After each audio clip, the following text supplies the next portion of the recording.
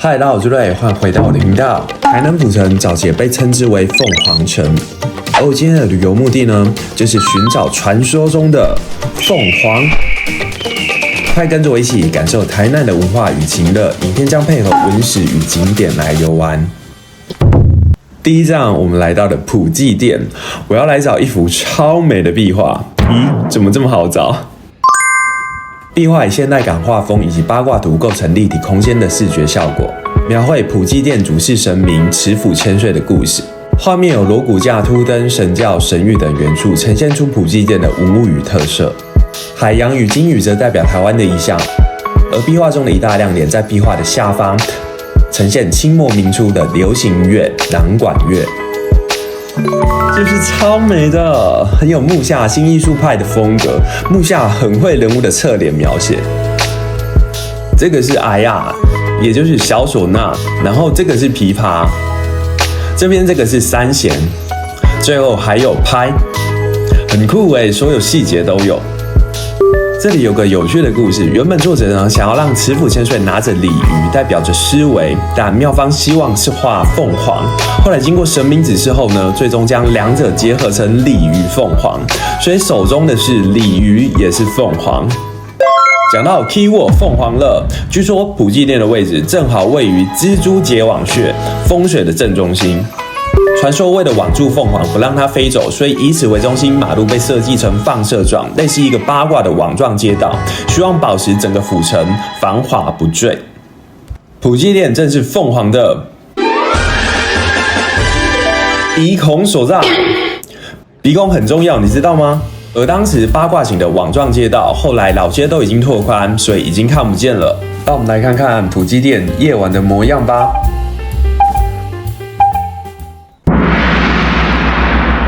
哇，超美的！虽然夜色还没有完全暗下来，但灯笼的光衬托得很氛围，而且意外的游客很多诶，想不到非假日还是有那么多人被灯火吸引过来。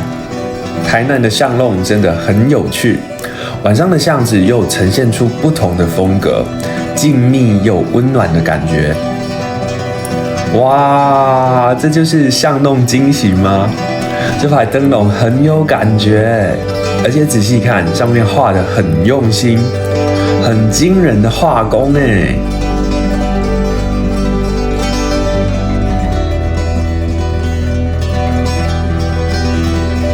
好咯，那我们回到白天的时间线，转出来就是你们都会来的国华街。我知道烧肉饭、春卷、碗粿很有名，很好吃，所以今天没有要介绍。早餐很重要，这家早餐店已经是我第 N 次回访，已经很有名了啊。总觉得在这里吃呢，身体都会健康起来，围绕着一群绿色植物。这要是在我家里，应该养出一堆蚊虫了。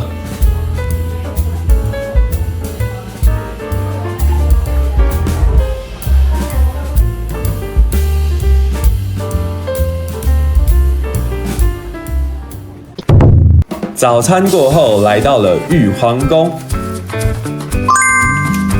这是台湾首座的天公庙，主事玉皇大帝，是神界天庭的元首，在道家里是天界地位最高的神明之一。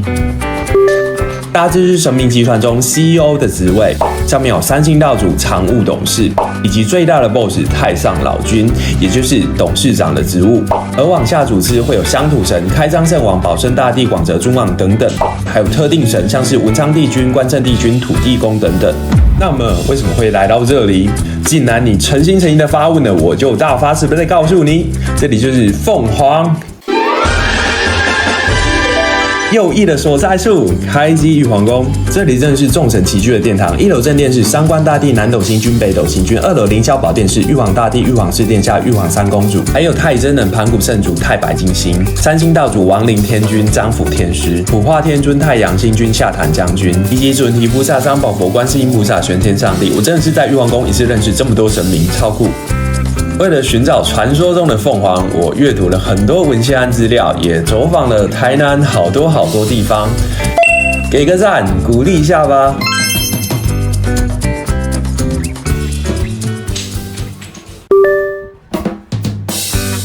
这家煎饼店很酷，每人限购2包，然后已经越卖越贵了，但是真的不难吃。然后其实现在在台南星光也买得到，它真的是完全纯手工的。但我真的一直有一个迷思，就是为什么手工就比较贵？机器做不是没有手汗，然后也比较卫生吗？我这样会不会被打？我真的很迷惑像是手工面包、手工布丁、手工甜点，不然没关系啊，你纯机器做给我是比较便宜。五妃庙又称宁靖王重施五妃墓，它是国定古迹，同时也有一段催泪的历史故事。宁靖王就是朱树贵，而朱树贵听起来是不是有点陌生？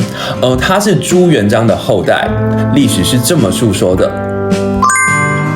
西元1683年7月16日，清朝派兵攻打台湾，施琅以攻下澎湖。7月31日，郑成功的孙子郑克爽决意投降。听到这个消息，作为明朝王室最后一个血脉的朱树贵痛哭悲叹：如果台湾局势有变，我只有以身殉国。当年的9月1日，朱树贵召集他的5位妃子说：“孤不得，颠沛海外，既保余年，以见先帝，先亡于地下。今大势已去，孤死有日，如备幼爱，可计也。”5位妃子闻讯哭成一团，决心陪夫君共赴黄泉，投环自缢。之后，五妃雷尼就安葬于台南桂子山，墓地上无任何标记。后人为了纪念，在墓地前盖庙，即为今日的五妃庙。没错，你已经猜到了，这就是凤凰左翼的所在处——五妃庙。从殷商时代的活人殉葬，一直到明代，依旧延续这种制度下的悲剧故事。而五妃庙对于现代人的意义，是一种见证，然后也是一种借鉴。为别人而活，多么可怕的思想啊！感谢喜欢玩不累的大家，也因为你们充满温度，我希望我的影片不只是单纯的游玩，而是把当地的纹理透过我的走访，让我们一起，做一个有温度的人。很幸运，每次出门拍摄都是晴空万里，但也伴随着艳阳高照，所以我要有客兵。这家豆腐兵呢，连非假日都好多人，就在五妃庙的对面，很好找，不会迷路。为什么杏仁豆腐被打叉啊？我想吃杏仁。然后，如果你不常吃甜，来台南，这个全糖城市，那你势必要习惯的。我知道我没有做好心理准备，第一口进去，可能跟我一样，大脑会先宕机一下，然后你得告诉自己，这里是台南，所以好吃。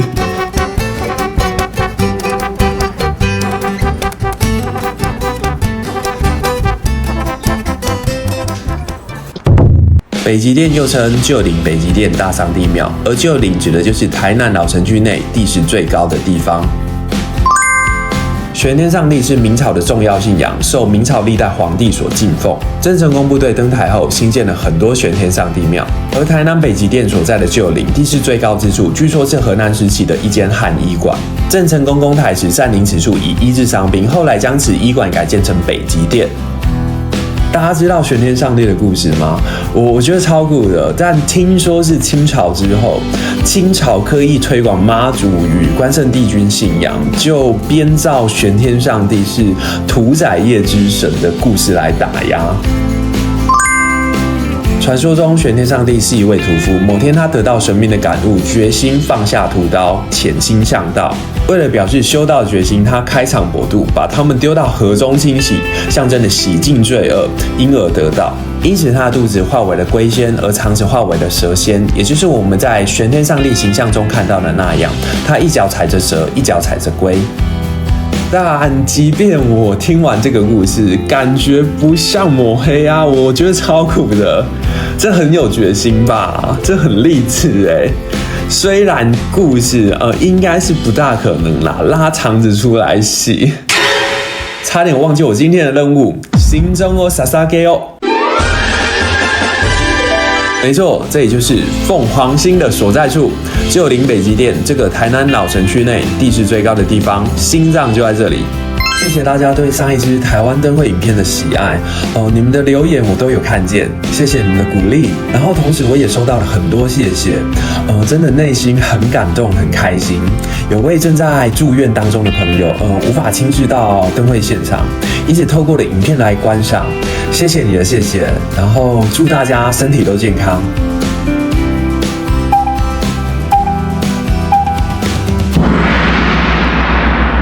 夜晚的北极店跟白天的感觉差不多，这也让我的感受就是很沉稳、很安定。看来马上就要有庙会了，庙方已经开始准备神偶和其他装备。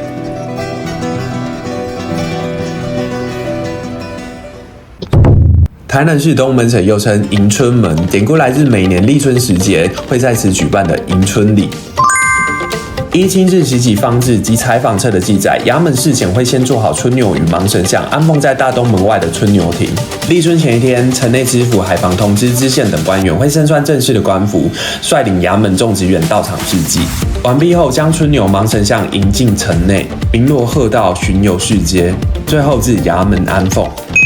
关于迎春礼，有机会我们专门做一集与大家分享。这项传统曾经在日治时期战后而中断，一直直到西元1976年才复办。直到目前，台南市每年立春时都会举办这个传统的礼俗活动。昔日东门城墙有着抵御外袭的能力，而出了东门城外呢，就会是一片荒烟满草。没错，猜到了吗？这里就是凤凰尾巴的所在处——东门城。基本上东门城不是一个旅游景点，这里的车流量呢会让你进得来出不去，所以要参访这里，我只能说请三思。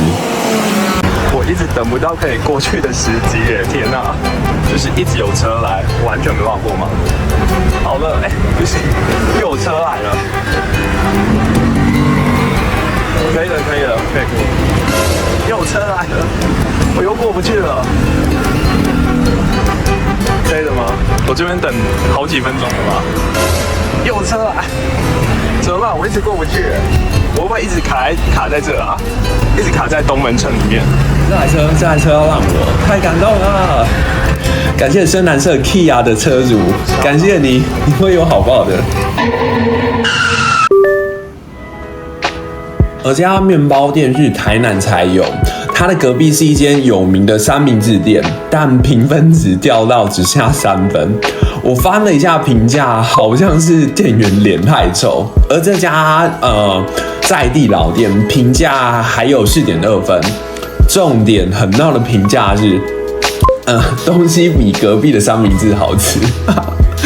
所以我买了一个草莓三明治，但我实在太想吃咸的面包，所以我又买了好几个肉松面包，很酥，很好吃。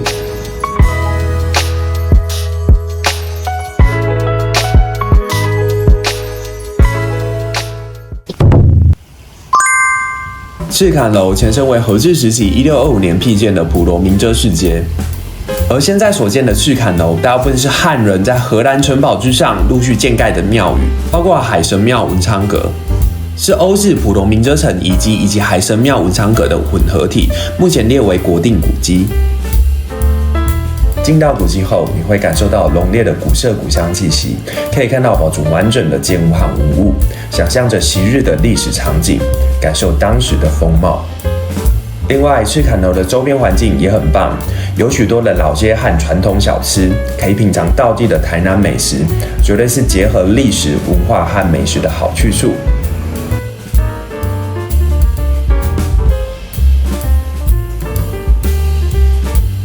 传说中，荷兰人兴建赤坎楼时，就是盖在凤凰的头部。没错，这也就是凤凰头，意在压制住凤凰，以防止地气的流失。我在赤坎楼的海神庙中眺望台南老城区，感受着古城的历史与现代的融合。街道两旁是历史悠久的建筑，展现着不同时期的风格与文化。而街头巷尾则充满热闹的市井气息。这种时空交错的感觉，让人仿佛置身于一幅融合古今的画卷中，不禁让人对台南这座城市充满了探索的好奇与想象的空间。至胜点心面、妈祖四福、热兰遮包薯条、印花徽章、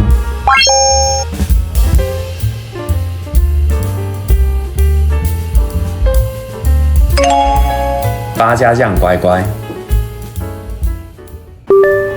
这家绿豆沙就在赤坎楼对面那条街上，店里只有卖5种品项。之前只卖绿豆沙和绿豆沙，现在多卖了红茶，但基本上来这里的99%都会买绿豆沙，很好喝。它的绿豆沙质地很细腻，然后冰度、甜度都不能调整，很适合有选择障碍的人，就是点绿豆沙。假日会很多人排，但不要害怕，因为装绿豆沙不用摇，所以前进得很快。让我们来看看夜晚的赤坎楼。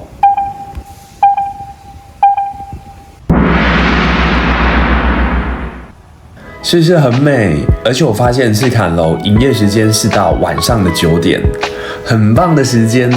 虽然工作人员很辛苦，但我真的很推夜游赤坎楼。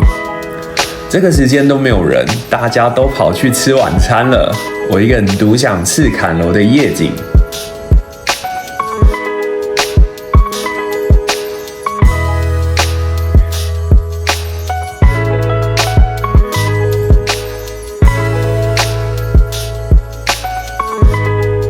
哇，这种感觉很棒！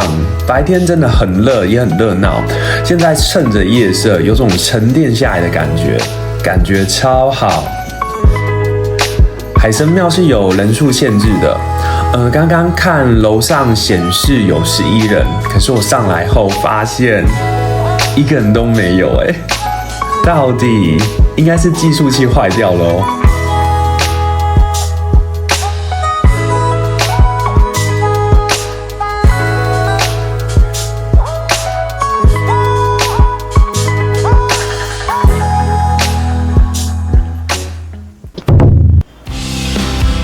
晚上我来吃肉粽，这家100年老店的粽子很好吃，最基本粽子1颗是60元，但其实不贵。它里面有蛋黄，有整颗的栗子，有香菇，有肉，算是真材实料。而且味道真的很香。我另外点了1碗小卷羹，很鲜，小卷的口感很好，羹的甜度呢算是适中，醋味平衡的恰到好处。我可能还是拿筷子比较顺手，煮叉确实是比较难施力，不小心酱油就喷到衣服了。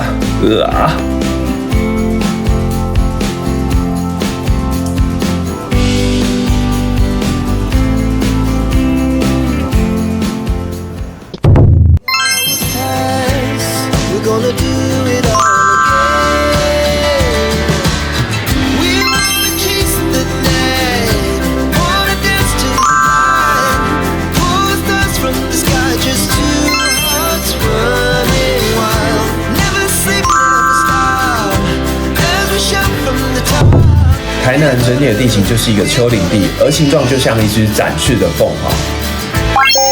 而凤凰的鼻孔就在普济殿，位于蜘蛛脚养穴的正中心，据说能网住凤凰，使其不能够飞走。希望保持台南这座凤凰城繁荣不坠。凤凰头则传说河南人新建赤坎楼时，想压制住凤凰，防止地气流失而在此建盖。进站位置就在旧林北极殿这个老城区内地势最高的地方。凤凰的右翼通往玉皇宫，左翼则通往五妃庙。凤尾则在东门圆环与东门城之间。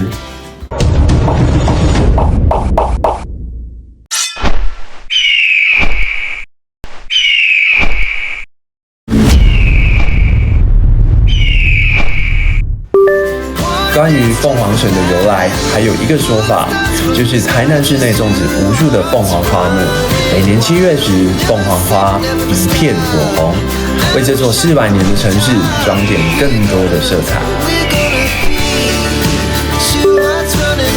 那么你对台南的凤凰传说有怎样的想法呢？欢迎在评论中告诉我。今天的总结，就不说了。留言告诉我你喜欢影片中哪个景点，或者你不喜欢哪个景点，都可以告诉我。